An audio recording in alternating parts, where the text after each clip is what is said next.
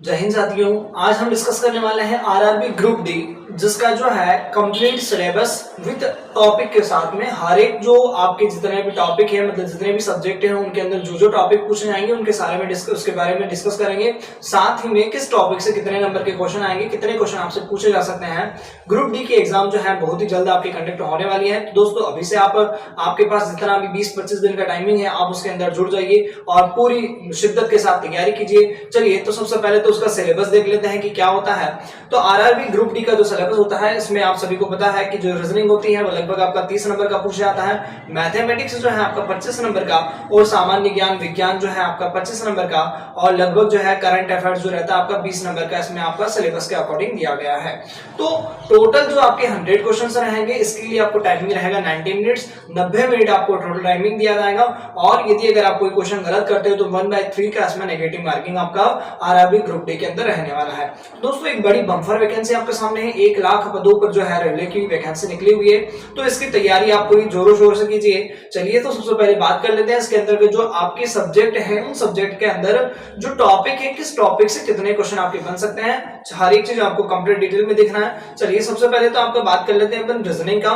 तो जो रीजनिंग है, रीजनिंग के अंदर आपका जो टॉपिक पूछे जाएंगे, सबसे पहले जैसे कि न्याय निगमन जिसको बोलते हैं अपन सिलोबियम्स, इसके अंदर नंबर ऑफ क्वेश्चन कम से कम आपके 3 से 4 क्वेश्चन पूछ सकते हैं। तो दोस्तों बहुत अच्छे तरीके से तैयार कीजिए। उसके बाद वेन आरेख 2 से 3 क्वेश्चन। अच्छा, आप एक लेटर पेड या फिर अपना कॉपी पेन लेके बैठिए, तो जो टॉपिक में बता रहा हूँ उसको नोट करते चलिए। साथ ही में उसमें कितने क्वेश्चन पूछ सकता है उसको भी आप नोट करते चलिए, है ना। उसके बाद जो है आपका मिरर इमेज, वाटर इमेज, जल प्रतिबिंब, दर्पण प्रतिबिंब 1 से 2 क्वेश्चन। उसके बाद जो है आपका कोडिंग डिकोडिंग 2 से 3 क्वेश्चन। उसके बाद एनालॉजी टेस्ट, उससे 3 से 4 क्वेश्चन। सादृश्य परीक्षा 2 से 3 क्वेश्चन। डायरेक्शन डिस्टेंस 1 से 2। कथन निष्कर्ष 2 से 3। और आकृति को गिनना 1 से 2। दोस्तों ये जितने भी मैं आपको टॉपिक बता रहा हूँ, ये प्रीवियस ईयर के जितने भी पेपर उनको एनालिसिस करने के बाद मैं आपको बता रहा हूँ कि किस टॉपिक से कितने क्वेश्चन आपके आ सकते हैं। और नेक्स्ट आता है अपना आकृतियों को गिनना, इससे आपके 1 से 2 क्वेश्चन। नेक्स्ट है अपना कैलेंडर, कैलेंडर से 1-2 क्वेश्चन। और रक्त संबंध ब्लड रिलेशन जो है उससे भी 1-2 क्वेश्चन। क्लासिफिकेशन वर्गीकरण जो होता है उससे भी 1-2 क्वेश्चन।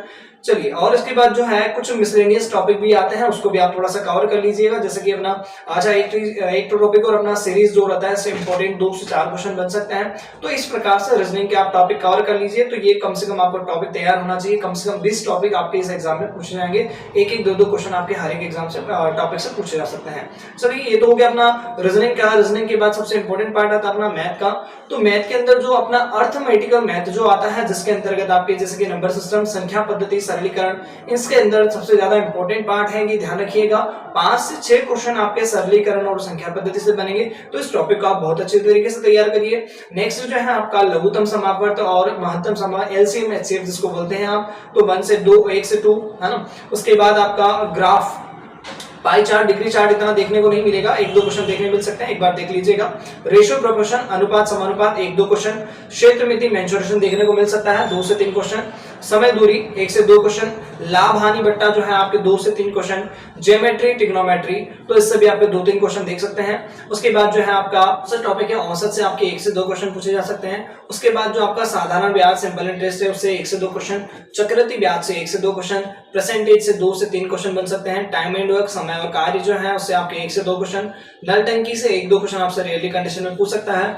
उसके बाद एलजेब्रा से इतने क्वेश्चन नहीं आएंगे, क्योंकि दोस्तों 10वीं लेवल का 10th लेवल का पेपर है आपका, 1 से 2 क्वेश्चन आ सकते हैं। उसके बाद जो है आपका दशमलव वगैरह से 1-2 क्वेश्चन देखने को मिल सकते हैं। तो यहाँ पे मैथ में टोटल आपके 25 क्वेश्चन पूछे जाएंगे। तो ये टॉपिक आप बहुत अच्छी तरीके से कर लें, कम से कम अर्थमेटिकल मैथ जो है अच्छी तरीके से कर लें। अब बड़ा इंपॉर्टेंट सब्जेक्ट पार्ट आता है, सबसे इंपॉर्टेंट जो कि आता है अपना साइंस का। अब साइंस में आपसे क्या पूछा जाने वाला है, तो सबसे इंपॉर्टेंट चीज, सबसे पहले जो सब्जेक्ट पूछे जाएंगे वो देखिए, साइंस जो है आपका 10th लेवल का पूछा जाएगा। मतलब आपको सबसे पहले तो है साइंस जो है सामान्य विज्ञान पढ़ना है। सामान्य मतलब बाहर का जो विज्ञान है, कम से कम आपको नॉर्मल जानकारी पता होना चाहिए। बात कर लेते हैं यहाँ पे कौन कौन सा सब्जेक्ट, जैसे कि भौतिक विज्ञान, फिजिक्स जो होता है उससे 7 से 8 क्वेश्चन आपके बन सकते हैं। रसायन विज्ञान, केमिस्ट्री जो होता है उसके अंदर 8 से 9 क्वेश्चन। और बायोलॉजी का थोड़ा सा जीव विज्ञान जो है उसका पार्ट ज्यादा रहेगा, 9 से 10 क्वेश्चन उससे बन सकते हैं। और 1-2 क्वेश्चन अभी तक कंप्यूटर का नहीं देखा गया, परंतु कंप्यूटर के क्वेश्चन भी पूछ सकते हैं। तो दोस्तों इस प्रकार से साइंस के क्वेश्चन पूछे जाएंगे आपसे। अब बात कर लेते हैं इनके अंदर भी टॉपिक की, जैसे कि फिजिक्स जो होता है, भौतिकी के अंदर आपको कौन कौन सा टॉपिक पढ़ना चाहिए। तो जैसे कि अपने मात्रक हो गए, मापक यंत्र हो गए, यांत्रिकी हो गए, है ना, और उसके गुरुत्वाकर्षण से संबंधित जितने भी नियम हो गए, न्यूटन के नियम हो गए, तरंग हो गई, ध्वनि हो गई, प्रकाश तरंग हो गया, विद्युत धारा, चुंबकत्व, इलेक्ट्रॉनिक्स। तो ये कुछ टॉपिक है, आविष्कारक हो गए, जो कि आपको फिजिक्स में बहुत अच्छी तरीके से आना चाहिए। इससे रिलेटेड आपके क्वेश्चन हर एक पेपर के अंदर बना है, तो दोस्तों इनको अच्छे तरीके से कर लें। बात करते हैं केमिस्ट्री की, तो केमिस्ट्री के अंदर पदार्थों की संरचना, पदार्थों की जो खोज है वो किसने की थी, है ना, और उनकी परमाणु संरचना कितनी होती है, अम्ल क्षार के बारे में थोड़ा सा पढ़ लें। तत्वों का जो वर्गीकरण है, आवर्त सारणी, पीरियोडिक टेबल के बारे में थोड़ा सा पढ़ लें। धातु और अधातु को पढ़ लें, बहुत अच्छा है, 2 से 3 क्वेश्चन हर एक शिफ्ट के अंदर पूछा गया है, तो ये आपके केमिस्ट्री के क्वेश्चन हो जाएंगे। साथ में अपन देख लेते हैं बायोलॉजी का, तो बायोलॉजी जो रहता है उसके अंदर आपके जैसे कि जीव विज्ञान की जितनी भी शाखा है उनको अच्छे तरीके से कर लें, कोशिका को अच्छे से कर लें, तंतु जो होता है उत्तक और आपके तंतु वगैरह रहते हैं इनको थोड़ा अच्छी तरह से कर लें, जेनेटिक अनुवांशिकता जो होता है उसको अच्छे से कर लें। उसके बाद जो होता है आपका मानव बॉडी, मतलब अपनी जो बॉडी होती है, बॉडी के कितने पार्ट में जो जो चीज रहते हैं आपके सारी चीजें। एक और इंपॉर्टेंट पार्ट सबसे ज्यादा आपका पादप जगत से आपके क्वेश्चन बन सकते हैं, पादप जगत तो बहुत अच्छी तरीके से करें। पौधों का प्रजनन, हर एक शिफ्ट के अंदर 2-3 क्वेश्चन बने हैं। अनुवांशिकी के बारे में पूछा गया, वैज्ञानिकों के आविष्कार आपसे पूछे गए हैं। तो जो मैंने टॉपिक बताया है कम से कम आप इनको अच्छी तरीके से कर ले, तो साइंस का आपका मैक्सिमम पार्ट यहाँ से कवर हो जाएगा। तो दोस्तों इस प्रकार से आप आरआरबी ग्रुप डी के अंदर जो आपका 100 नंबर का पेपर आने वाला है उसके अंदर आप बहुत अच्छा स्कोर कर सकते हैं। जो मैंने आपको टॉपिक बताया है उनको आप अच्छी तरीके से तैयार कर लें, मैथ, रीजनिंग और साथ में साइंस, और एक और आपका अच्छा करंट जीके जो है, जीके के अंदर आपको करंट की चीजें पढ़ना है, और साथ में आपको सभी को पता है कि जीके जो है उसमें आपको हिस्ट्री, पॉलिटी, इकोनॉमी सारी चीजें आएगी। तो हिस्ट्री कोशिश करें कि आधुनिक इतिहास के ऊपर ज्यादा ध्यान दें, उससे क्वेश्चन आपके ज्यादा बनेंगे। जियोग्राफी से क्वेश्चन बन सकते हैं, नदियों, दर्रों के बारे में और राष्ट्रीय उद्यान वगैरह पढ़ सकते हैं आप। और करंट अफेयर का ध्यान रखें, सबसे ज्यादा इंपॉर्टेंट पार्ट 8 से 10 नंबर का उसका रहेगा।